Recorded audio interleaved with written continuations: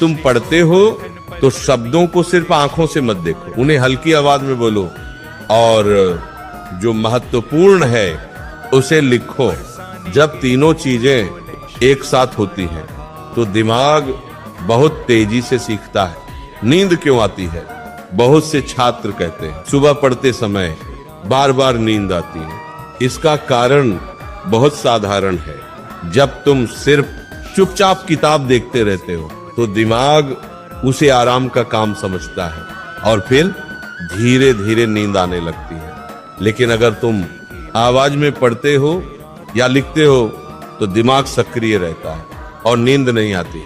सुबह पढ़ाई करने का सबसे अच्छा नियम है 45 मिनट का नियम। लगातार 3 घंटे पढ़ने की कोशिश मत करो, क्योंकि दिमाग इतनी देर तक एक ही चीज पर ध्यान नहीं रख सकता। इसीलिए 45 मिनट पढ़ो, फिर 5 मिनट आराम करो। उस 5 मिनट में थोड़ा चलो, पानी पियो और फिर वापस पढ़ाई शुरू करो। इस तरह दिमाग भी ताजा रहेगा और पढ़ाई भी याद रहेगी। याद रखने का सबसे शक्तिशाली तरीका, अगर तुम चाहते हो कि पढ़ाई जल्दी याद हो तो एक नियम याद रखो, जो पढ़ो उसे किसी को समझाओ।